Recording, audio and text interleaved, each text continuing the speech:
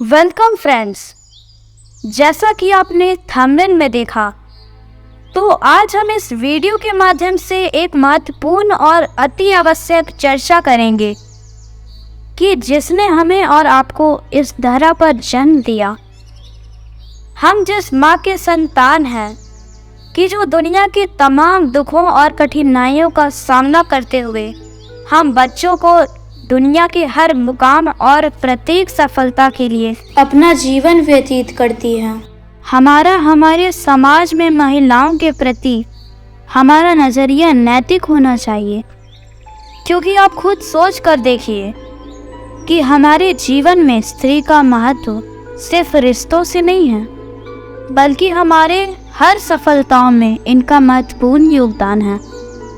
स्त्री ने हमारे जीवन को माँ, बहन तथा जीवन साथी बनकर हमारे पूरे लाइफ को संभाला है। पूरा वीडियो बहुत ध्यान से देखिए, क्योंकि ये वीडियो समाज के सभी स्त्री पुरुष तथा सभी विद्यार्थियों के नैतिक शिक्षा, सामाजिक शिक्षा, इतिहास तथा हमारे संस्कारों को सुंदर तथा नैतिक बनाने के लिए अत्यधिक उपयोगी है। वीडियो में आए हुए प्रत्येक वीर तथा साहसी बालिकाओं के बारे में ध्यान से सुनिए, ताकि आप लोगों को भारत की वीरांगनाओं की कहानी याद हो जाए और आप भी अपने परिवार के सदस्यों को इनकी कहानी सुनाकर प्रोत्साहित कर पाएं। तो चलिए स्टार्ट करते हैं।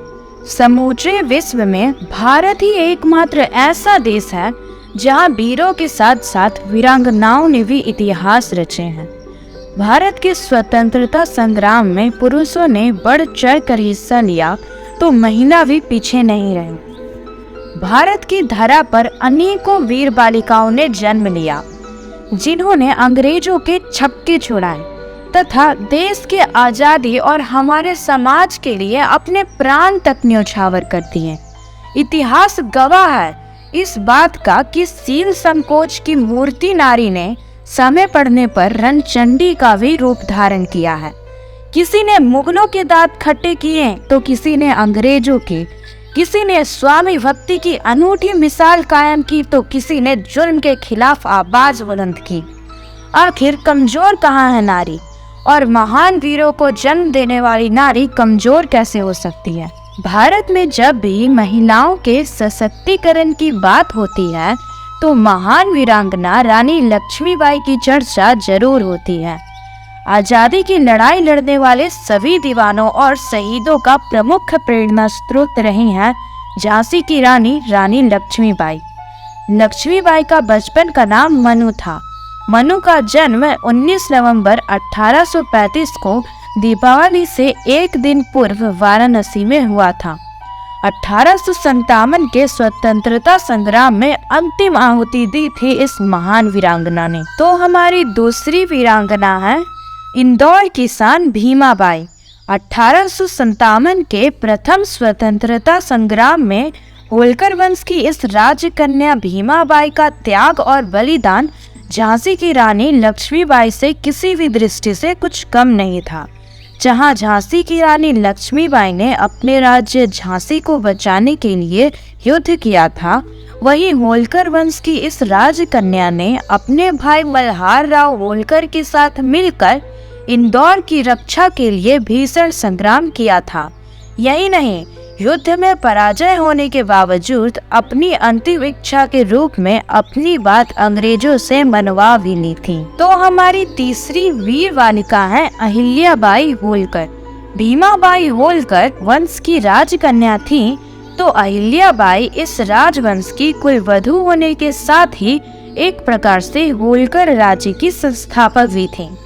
वह हमेशा से ही अपने साम्राज्य को मुगल आक्रमणकारियों से बचाने की कोशिश करती रही, बल्कि युद्ध के दौरान वह खुद अपनी सेना में शामिल होकर युद्ध करती थी। उन्होंने तुकोजीराव होलकर को अपने सेना के सेनापति के रूप में नियुक्त किया था। रानी अहिल्याबाई ने अपने साम्राज्य महेश्वर और इंदौर में काफी मंदिरों का निर्माण भी किया था। इसके साथ ही उन्होंने लोगों के रहने के लिए बहुत सी धर्मशालाएं भी बनवाई। ये सभी धर्मशालाएं उन्होंने मुख्य तीर्थस्थान जैसे गुजरात के द्वारका, काशी विश्वनाथ, वाराणसी का गंगा घाट, उज्जैन, नासिक, विष्णुपद मंदिर और वैजनाथ मंदिर के आसपास ही बनवाए। मुगल आक्रमणकारियों के द्वारा तोड़े हुए मंदिरों को देखकर ही उन्होंने सोमनाथ में शिवजी का मंदिर भी बनवाया, जो आज भी हिंदुओं द्वारा पूजा जाता है। तो हमारी चौथी वीरांगना है कित्तूर की रानी चेन्नम्मा। रानी चेन्नम्मा उन भारतीय शासकों में से हैं जिन्होंने देश की स्वतंत्रता के लिए सबसे पहली लड़ाई लड़ी थी। 1857 के विद्रोह से 33 साल पहले ही दक्षिण के राजा कर्नाटक में शस्त्रों से लैस सेना के साथ रानी ने अंग्रेजों से लड़ाई की और वीर गति को प्राप्त हुई। आज भी उन्हें कर्नाटक की सबसे बहादुर महिला के नाम से याद किया जाता है। तो हमारी पांचवी वीरांगना है बेगम हजरत महल। बेगम हजरत महल 1857 के विद्रोह के सबसे प्रतिष्ठित चेहरों में से एक है। बेगम हजरत महल की हिम्मत का इसी से अंदाजा लगाया जा सकता है कि उन्होंने मटिया बुर्ज में जंगे आज़ादी के दौरान नजरबंद किए गए वाजिद अली शाह को छुड़ाने के लिए लॉर्ड कैनिंग के सुरक्षा दस्ते में भी संधें लगा दी थी। उन्होंने लखनऊ पर कब्जा किया और अपनी बेटे को अवध का राजा घोषित कर दिया। इतिहासकार ताराचंद लिखते हैं कि बेगम खुद हाथी पर चढ़कर लड़ाई के मैदान में फौज का हौसला बढ़ाती थी। तो हमारी छठी वीरांगना है रानी दुर्गावती। रानी दुर्गावती भारत की एक प्रसिद्ध वीरांगना थी जिसने मध्य प्रदेश के गोंडवाना क्षेत्र पे शासन किया। उनका जन्म 5 अक्टूबर 1524 को कालिंजर के राजा कीर्तिवर्मन द्वितीय चंदेल के यहाँ हुआ। उनका राज्य गढ़मंडला था जिसका केंद्र जबलपुर था। उन्होंने अपने विवाह के 4 वर्ष बाद अपने पति गोंडवाना के राजा दलपत सिंह माडावी की असमय मृत्यु के बाद अपने पुत्र वीर नारायण को सिंहासन पर बैठाकर उसके संरक्षक के रूप में स्वयं शासन करना प्रारंभ किया। इनके शासन में राज्य की बहुत उन्नति हुई। दुर्गावती को तीर तथा बंदूक चलाने का अच्छा अभ्यास था। चीते के शिकार में भी इनकी विशेष रुचि थी। उनके राज्य का नाम गोंडवाना था जिसका केंद्र भी जबलपुर था। वे इलाहाबाद के मुगल शासक आसफ खान से लोहा लेने के लिए प्रसिद्ध हैं। तो हमारी 7वीं वीरांगना है हाड़ी रानी। हाड़ी रानी राजस्थान की एक रानी थी। वह हाड़ा चौहान राजपूत की बेटी थी और उनका विवाह रतन सिंह चुड़वत से हुआ था। रतन सिंह मेवाड़ के सलुम्बर के सरदार थे। हाड़ी रानी ने अपने पति को रण क्षेत्र में उत्साहित करने हेतु जीवन का उत्सर्ग कर दिया था। जी हाँ दोस्तों, अभी विवाह हुए 1 सप्ताह भी पूरा नहीं हुआ था कि तभी राजा का एक दूत आकर रतन सिंह से कहता है कि औरंगजेब की सेना आक्रमण के लिए तेजी से आगे बढ़ रहे हैं, हमें आपकी सख्त जरूरत है। पहले तो उन्हें कुछ हिचकिचाहट हुई, लेकिन राजपूतों की परंपरा का ध्यान रखते हुए वे रण क्षेत्र में जाने को तैयार हुए और अपनी हाड़ी रानी से कुछ ऐसा चिन्ह मांगा जिसे लेकर वह रण क्षेत्र में जा सके। हाड़ी रानी को लगा कि वे रत्न सिंह के राजपूत धर्म के पालन में एक बाधा बन रही हैं। तभी रानी ने तुरंत अपना सिर एक प्लेट पर काटकर दे दिया, क्योंकि उन्हें उस गर्दन से भी ज्यादा मोह अपनी राजपूती मर्यादाओं का था। थाल में रखकर कपड़े से ढककर जब सेवक वह सिर लेकर उपस्थित हुआ तो रत्न सिंह को बड़ी ग्लानि हुई। उन्होंने अपने सिर को उसके ही बालों से बांध लिया और लड़े। जब विद्रोह समाप्त हो गया तब रत्न सिंह को भी जीवित रहने की इच्छा समाप्त हो चुकी थी। उन्होंने अपना भी सिर काटकर अपनी जीवन लीला समाप्त कर ली। तो हमारी अगली वीरांगना है रजिया सुल्तान। रजिया सुल्तान या जलालत उद दीन रजिया दिल्ली सल्तनत की सुल्तान थी।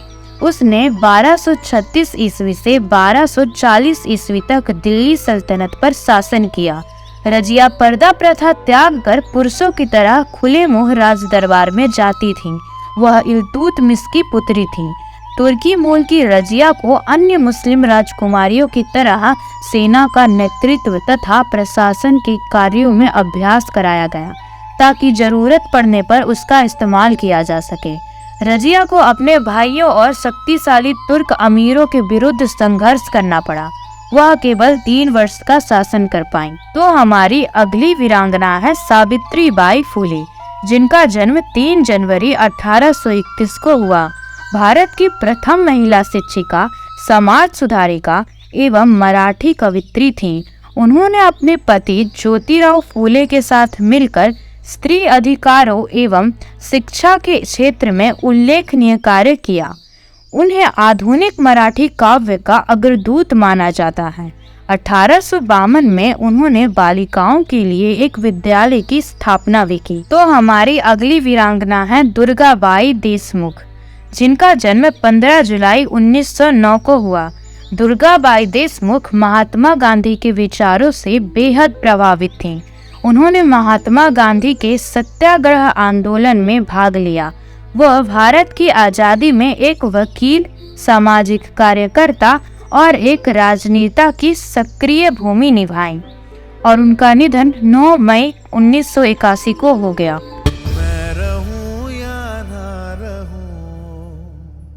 हमारे चैनल का अगला वीडियो विश्व के महान साइंटिस्ट और उसके बाद विश्व के महान फिलोसफर यानी दार्शनिकों के बारे में है।